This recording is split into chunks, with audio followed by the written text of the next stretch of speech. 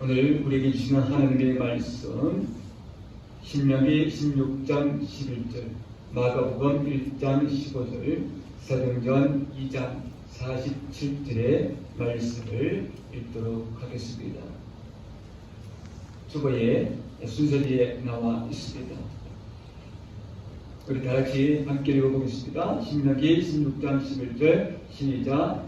너와 내 자녀와 너희와 내 성중에 있는 레위인과 및 너희 집에 있는 객과 고아와 과부가 함께 내 하나님 여호와께서 자기의 이름을 두시려고 택하신 곳에서 내 하나님 여호와께서 즐거워할지니라. 아멘.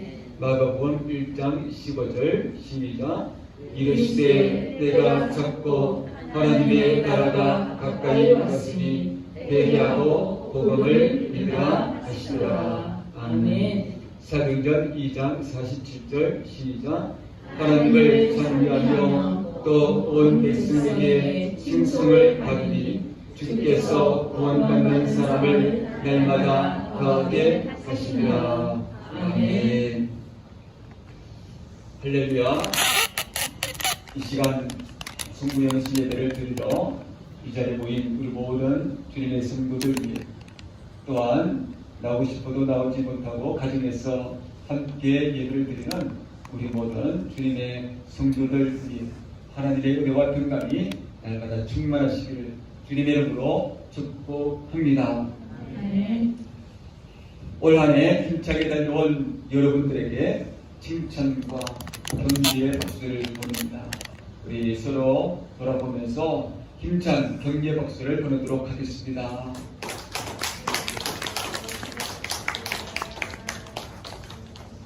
이제 얼마 안 있으면 새해 2022년을 맞이합니다. 지난해의 아픔을 풀풀 풀어버리시고 이제 새로 맞이할 새해에는 더욱 크신 하나님의 은혜와 평강이 가득하기를 소망해 봅니다. 성도 여러분, 2021년 올해 우리는 주여 이제 회복하게 하소서 이 표에 따라 회복을 바라보며 지내왔습니다. 코로나19 이전의 일상생활의 회복을 기대하며 저는 회복이라는 주제로 다양한 관점에서 하나님의 말씀을 선포했습니다. 말씀의 회복, 기도의 회복, 전도의 회복, 피조물의 회복 등 다양한 주제로 말씀을 선포하며 하나님께서 이루실 회복을 기대하며 믿음으로 나아갔습니다. 성도 여러분, 코로나19 이전과 같이 일상생활로의 완전한 회복은 아직 이루어지지 않았습니다. 그렇다고 우리가 간절히 소망했던 이 회복이 이루어지지 않았다고 절망할 사항입니까? 그렇지 않습니다. 우리의 기도, 우리의 간구, 우리의 소망은 결코 헛되지 않을 줄 믿습니다. 종식되어지지 않았다고, 우리가 회복을 꿈꿨지만 당장 이루어지지 않았다고, 그로 인해서 불안감과 두려움이 엄습해오는 것은 사실이지만, 그러나 우리의 기도가 능력이 되어져서 이 높은 파고를, 이 파도를 분명 이겨내려 나아가게 될 줄 믿습니다. 아멘. 하나님은 하나님의 때에 우리에게 일상의 회복을 이루어 주실 줄 믿습니다. 아멘. 그러므로 지금 우리가 일상의 회복이라는 시간을 맞이하기 위해서 먼저 말씀의 회복, 기도의 회복, 또한 전도의 회복이 일어나야 합니다. 또한 모든 피조물들의 회복이 일어나기를 끊임없이 기도하는 자세로 살아가야 할 줄 믿습니다. 아멘. 2022년을 바라보면서 우리 교회가 세운 주제표가 있습니다. 복음으로 교회를 새롭게, 세상을 이롭게입니다. 2022년도의 주제표의 핵심은 복음이라고 할 수 있습니다. 바로 예수 복음입니다. 그래서 마가복음 1장 1절에서는 하나님의 아들 예수 그리스도의 복음의 시작이라 이렇게 선포합니다. 복음은 무엇입니까? 바로 예수 그리스도에 관한 이야기입니다. 예수님은 근본적으로 하나님의 아들이시죠. 하나님의 아들이신 예수님께서 이 땅에 구원자로 오셨다는 것, 이것이 복음, 기쁜 소식입니다. 오늘 본문 15절에서는 복음을 믿으라고 예수님이 갈릴리 호숫가에서 하나님의 복음을 전파하는 가운데 선포합니다. 때가 찼고 하나님의 나라가 가까이 왔으니 회개하고 복음을 믿으라. 예수님께서 선포하신 이 복음이 바로 예수 복음입니다. 복음을 믿으라고 했는데 바로 우리가 복음을 믿기 위해서는 단계가 있습니다. 그 첫 단계가 무엇입니까? 바로 회개입니다. 그래서 예수님께서 회개하고 복음을 믿으라 말씀하십니다. 이 말씀은 오늘 우리들에게도 주신 말씀이며 모든 사람들이 들어야 할 말씀입니다.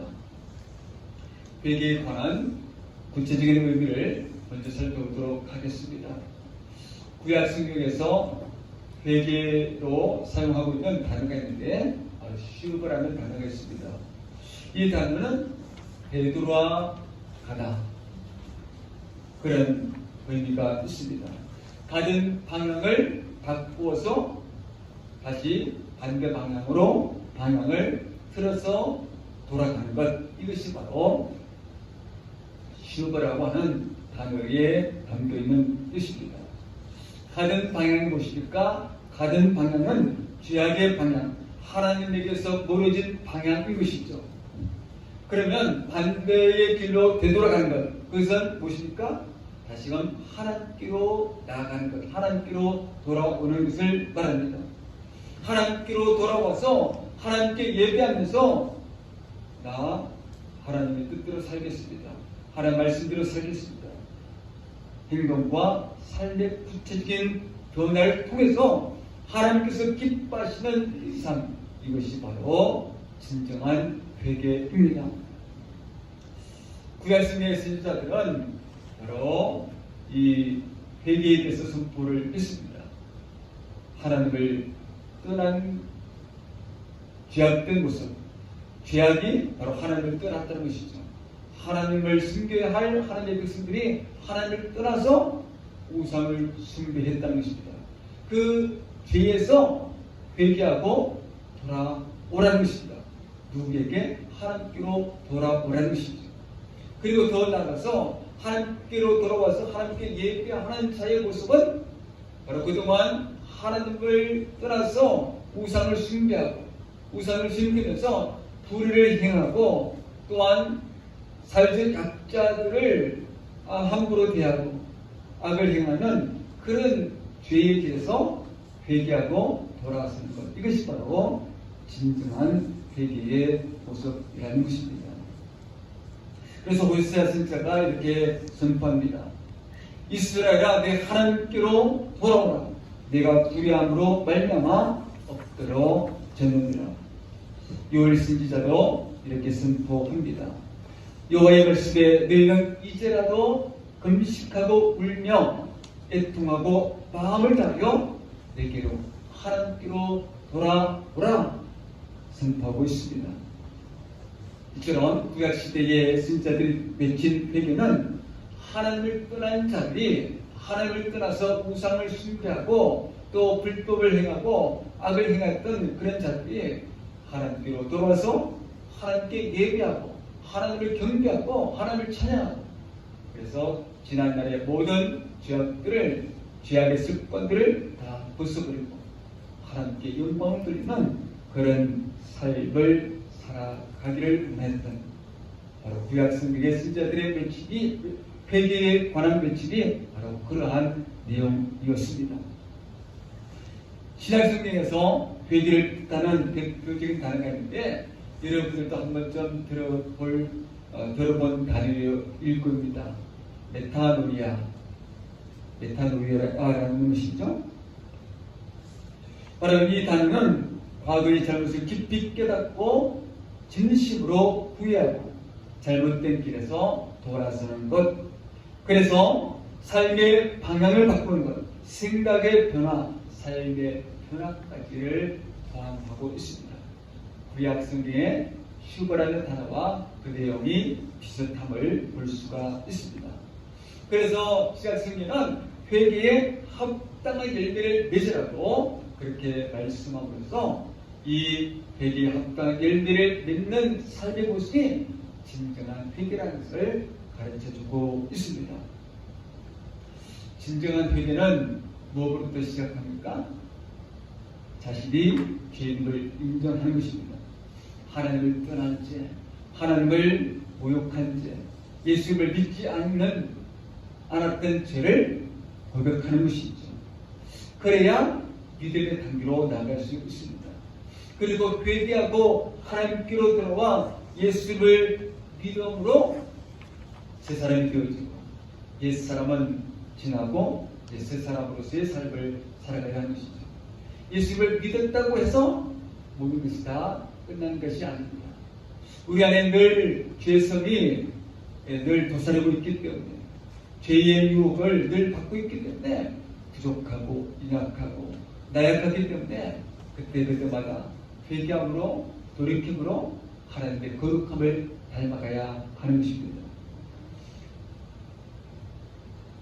우상을 버리고 또한 자신이 잘못한 행동들을 버려야 바로 진정한 회개의 모습이 되어지고 또한 열매를 맺는 그런 삶을 살아갈 수 있게 되는 것입니다.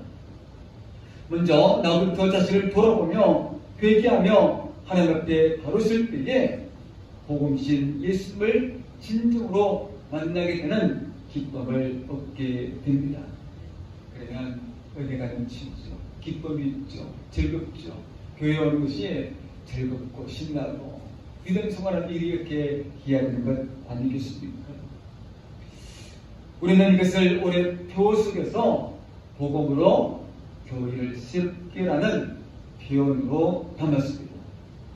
복음은 옛날이나 오늘이나 앞으로도 똑같죠.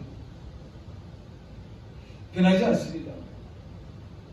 하지만 그리스도인과 교회가 주어진 사명을 완각할 때에 이 복음의 문은 막히게 되어 있습니다. 그러나 이것을 뚫기 위해서는 회개가 필요합니다. 오늘날 예수 복음이 희석해져 가고 있는 슬픈 현실에서 다시금 예수 복음의 정수를 맛보기 위해서는 회개가 필요합니다. 왜 예수 그리스도의 복음이 희미해져 가고 있습니까? 여러 가지 이유와 원인이 있겠지만 그 중에 하나는 한국 교회의 신뢰도가 하락해져 가고 있기 때문입니다. 한국 교회에 대한 사회의 신뢰도가 작년 2020년 1월에는 32%였습니다. 그런데 올해 2월에 조사한 바에 의하면 21%까지 늘어졌습니다. 왜 그랬습니까? 코로나19의 진원지가 이것저것 교회에서 터져나오니까 막 사회 세상 사람들의 원성이 교회를 향하는 것이죠. 아니 너희들 때문에 우리가 힘들지 않냐? 왜 그렇게 방역을 잘 지키라고 했는데 그렇게 무신경하게 해가지고 우리까지 힘들게 만드냐 하면서 그렇게 세상 사람들이 교회를 비난했던 것이죠. 이것뿐만이겠습니까? 그러나 여러 가지 원인 중에 이것이 크게 차지했던지 그렇게 신뢰도가 하락되었던 것이죠. 교회에 대한 호감이 많이 줄어들었다는 것입니다. 진리의 복음, 예수 그리스도의 복음은 변하지 않고 어제나 오늘이나 영원토록 동일한데 복음을 담아내는 우리 그리스도인의 삶의 모습이 형편없다면 복음의 물이 닥친 결과가 빚어집니다. 세상 사람들이 불신자들이 예수를 믿게 되는 1차 관문이 있습니다. 그 관문이 무엇이겠습니까? 바로 그리스도인이라는 것이죠. 불신자들이 우리 믿음의 사람들을 만나면서 우리 선생님을 보니 아주 열심히 믿음 생활하는 것 같습니다. 교회에 다니는 당신을 보니 참으로 나도 교회에 나갈 마음이 생기는 것 같아요. 나도 예수님을 믿고 싶어요. 어떻게 하면 예수님을 믿을 수 있을까요? 그렇게 되는 것이죠. 그런데 함께 이제 관계를 맺는 이웃 사람이, 주변 사람이 교회 다니는데 행동 거지가 형편이 없어요. 나쁜 사람이 그러면 어떻습니까? 교회에 나가고 싶은 마음이 생기고, 저 사람 때문에 교회에 나갈 마음이 없어. 그렇게 된다라는 것이죠. 다른 사람이 아니라 먼저 나 자신을 돌아볼 수 있어야 하겠습니다. 현재 한국교회의 신뢰도 하락은 우리 그리스도인들이 빛과 소금의 역할을 감당하지 못한 결과임을 인식해야 합니다. 그런 인식이 있을 때에 진정한 회개의 자리로 나아가서 나를 돌아보고 교회를 돌아보게 되는 것이죠. 그렇게 나를 돌아보고 교회를 돌아보면서 회개할 것 회개할 때에 우리는 진정한 변화의 모습으로 세상에서 다시금 신뢰를 얻게 될 것입니다. 세상의 신뢰를 얻는 것이 중요한 것은 바로 예수 복음을 증가하기 위한 중요한 수단이 되기 때문입니다. 신뢰를 얻는 그리스도인이 예수 복음을 전할 때에 그 복음을 믿는 역사가 일어나게 됩니다. 그래서 회개는 먼저 개인의 회개가 일어나야 하고, 그와 동시에 교회 공동체의 회개가 일어나야 합니다. 우리 모두 자신을 돌아보면서 회개함으로 하나님의 형상을 닮아가고 하나님의 거룩함을 닮아가고 예수 그리스도의 옷을 입고 세상 속에서 그리스도의 향기를 나타낼 수 있기를 주님의 이름으로 축복합니다.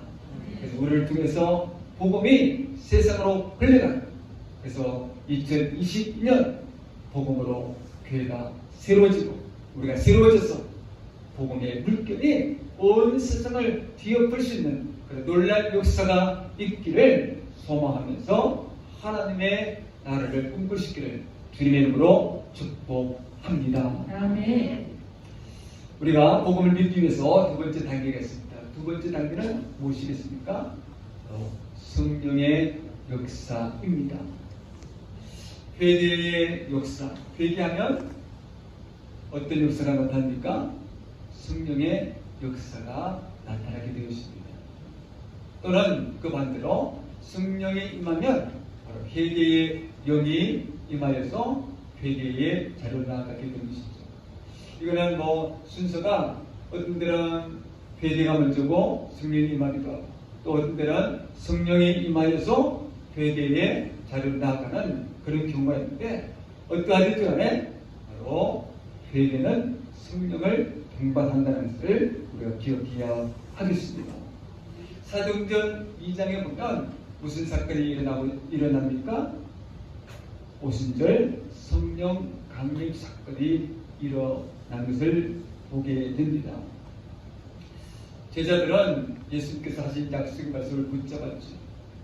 성령 하나님을 기다리라 라는 주님의 약속의 말씀을 마음에 받아들이고, 제자들을 비롯하여서 믿음의 동역자 120여 명이 한자리에 모여서 간절히 성령을 기다리면서 열심히 기도했습니다. 드디어 오순절 날이 되었죠.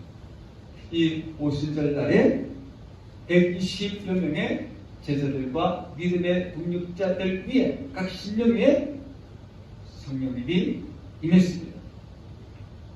오순절 절기를 지키기 위해 외국에서 모여든 수많은 사람들이 있었죠. 거기에는 흩어진 유대인들, 디아스포라들이 있었고, 그 다음에 각 나라와 지역 곳곳에서 예루살렘으로 모여든 사람들이 있었는데 이들이 제자들이 성령의 충만을 받아서 각 나라 언어로 방언으로 말하는 것을 듣게 되었습니다. 그들이 말하는 그 각 나라 언어로 말하는 방언을 들으면서 한편 어떤 사람들은 놀라기도 하고 또 어떤 사람들은 조롱하기도 했습니다. 그때에 사도 베드로가 아주 유명한 오순절 설교 무리들을 향하여 예수 복음을 힘있게 증거했습니다. 그러자 베드로의 설교를 들은 사람들이 성령의 역사로 말미암아 마음을 찔려서 베드로와 제자들에게 우리가 어떻게 하면 좋겠습니까? 라고 회개의 마음으로 물었습니다. 그러자 베드로는 그들에게 담대하게 말합니다. 너희가 회개하고 예수 그리스도의 이름으로 세례를 받고 죄사함을 받아 구원을 받으라 선포했습니다. 너희가 회개하여 각각 예수 그리스도의 이름으로 세례를 받고 죄사함을 받으라. 그리하면 성령의 선물을 받으리니 너희가 이 패역한 세대에서 구원을 받으라. 아멘. 이에 수많은 무리들 3,000명이 회개하고 세례를 받습니다. 그 이후에 세례받은 이들을 중심으로 교회가 세워지게 되었죠. 예루살렘 교회, 최초의 교회가 예루살렘에 세워지게 되었습니다. 바로 이 예루살렘의 초대교회가 하나님의 나라를 꿈꾸면서 예수 그리스도의 복음을 전하는 생명의 터전이 되었습니다. 구원의 과정을 살펴보면 이들이 먼저 예수 그리스도의 복음을 들었고 들은 말씀 때문에 회개하면서 성령 하나님의 임재를 경험하였고 구원받은 이들이 삶이 변화되어 교회가 건강하고 하나님이 기뻐하시는 공동체를 이루게 되었습니다. 하나님이 기뻐하시는 공동체, 건강한 교회 공동체의 모습이 사도행전 2장에 나타나 있습니다. 우리 차근차근 같이 한번 읽어보겠습니다. 시작.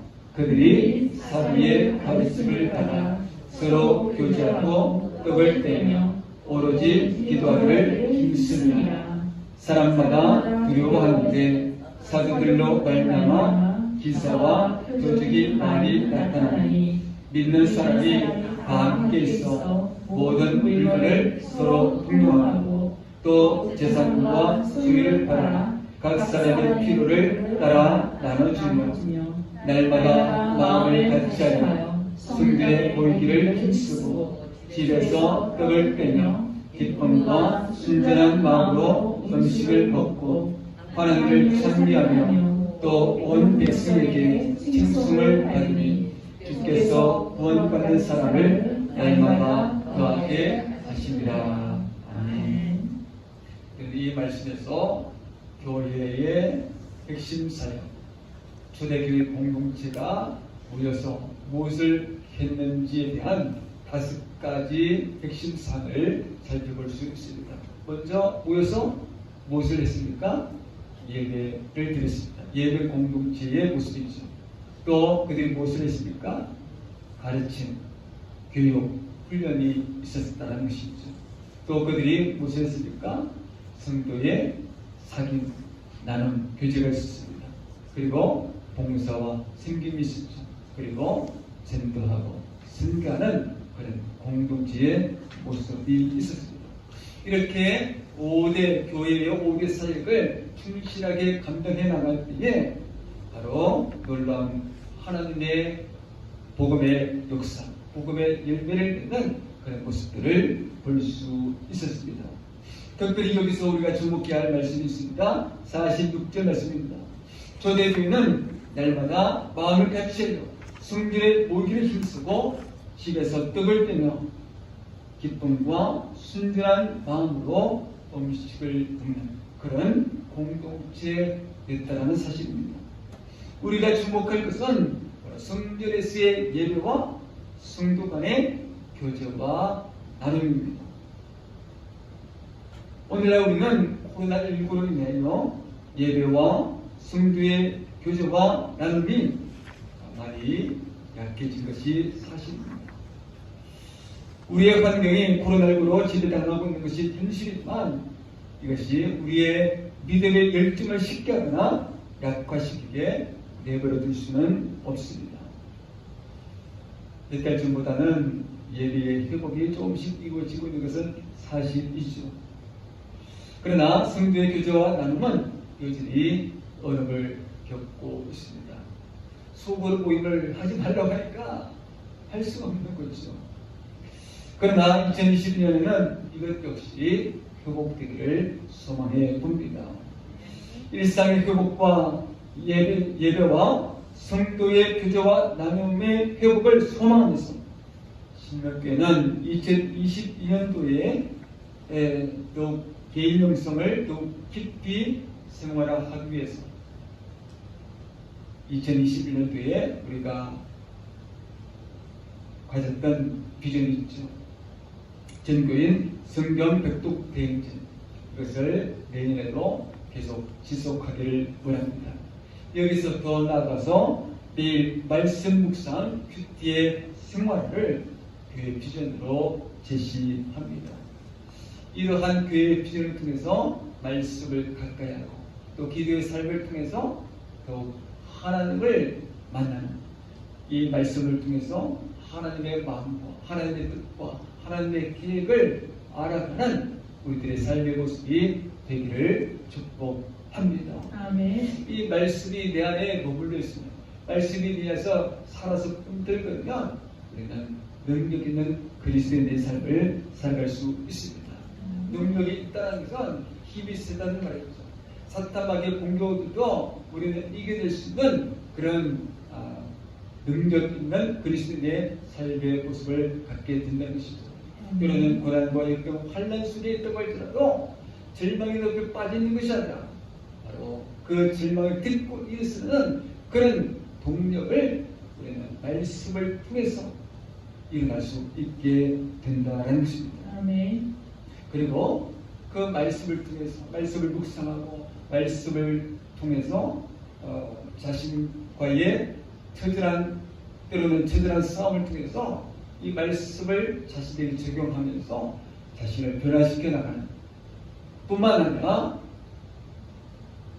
자신의 말씀을 통해서 깨닫고 또 묵상하는 것을 받은 은혜를 같이 성도들 1대1이라든지 또 2명 내지 3명이 좀 방역을 절제시키면서 이렇게 은혜를 나누는, 때로는 줌을 통해서 은혜를 나누는 그러한 나눔의 시간을 가질 때에 말씀이 내 삶 가운데서 움틀대고 살아 숨쉬는 그런 역사를 경험하게 될 줄 믿습니다. 그래서 이 큐티를 어떻게 할 것인지에 대한 구체적인 가르침을 1월달에 가지려고 합니다. 기대하면서 기도로 준비할 수 있기를 원합니다. 전교인 성경 백독 대행진과 말씀 묵상 큐티의 실천적 삶은 결과적으로 우리 개인의 영성은 더욱 깊어지고 말씀의 능력을 실제로 경험하면서 하나님의 은혜를 체험하게 될 것입니다. 이렇게 하나님의 은혜를 풍성하게 경험하면 그때야 비로소 복음으로 교회가 새롭게 되고 복음으로 세상을 이롭게 하는 삶을 살아가게 될 것입니다. 그러면 교회는 온 백성에게 또한 지역 사회로부터 칭송을 받는, 칭찬을 받는 그런 아름다움, 그런 모습이 될 것입니다. 신명기 16장 11절의 말씀은 하나님의 백성이 세상 속에서 어떻게 살아야 하는지에 대한 하나의 모델을 제시하고 있습니다. 신명기 16장 11절 말씀 같이 함께 읽어보겠습니다. 시작. 너와 내 자녀와 너희와 내 성중에 있는 레위인과 및 너희 중에 있는 객과 고아와 과부가 함께 내 하나님 여호와께서 자기의 이름을 두시려고 택하신 곳에서 내 하나님 여호와께서 즐거워할지니라. 아멘. 이 말씀은 이스라엘 백성들이 오순절 절기에 행할 하나님의 말씀입니다. 하나님의 백성으로서 사회적 약자에 대한 배려를, 관심을, 사랑을 가져야 한다는 말씀이죠.